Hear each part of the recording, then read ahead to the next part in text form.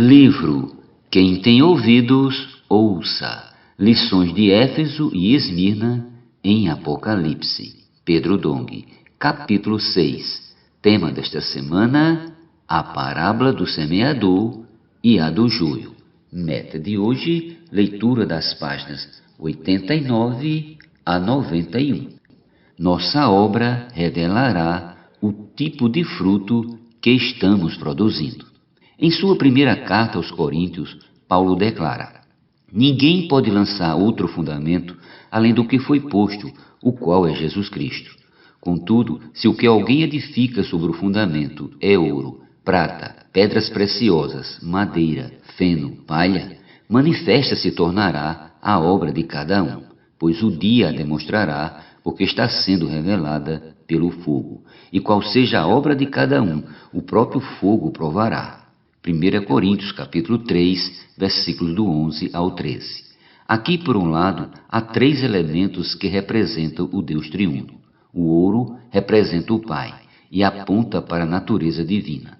A prata representa o Filho e aponta para a redenção do homem. E as pedras preciosas representam o Espírito Santo e indicam sua obra transformadora. Por outro lado, os elementos madeira, feno e palha representam a obra humana e apontam para a natureza humana caída. A obra nesse contexto está relacionada com o fruto, portanto o tipo de coração que você tem é que irá determinar se você está edificando a igreja com o material adequado ou não. Se você edificar com material inadequado, o fogo provará e ele será queimado. Por isso ninguém se engane. Pode ser que você faça uma grande obra, mas se você edificar com madeira, feno e palha, quando passar pelo fogo, nada sobrará. Na edificação da igreja, o material inadequado é como o joio. Reiteramos que não é uma questão de ser cristão verdadeiro ou falso, mas do tipo de fruto que a pessoa produz ou do tipo de obra que está realizando na igreja, isto é, com que material está edificando. Na volta do Senhor, o material que usamos na edificação será manifestado pela aprovação ou reprovação de nossa obra. Edificar com materiais adequados resultará em galardão. Continuando em 1 Coríntios, lemos: se permanecer a obra de alguém que sobre o fundamento edificou, esse receberá galardão. 1 Coríntios 3,14. Se edificarmos hoje com material correto, tendo um coração puro, uma consciência boa e uma fé sem fingimento, será produzido em nós um amor puro para servir a igreja. Não buscamos glória de homens, nem queremos fazer a obra de Deus à nossa maneira, mas à maneira dele. Por conseguinte, recebemos o galardão de reinar com Cristo por 1000 anos. Você tem essa esperança? Nossa meta é reinar com Cristo.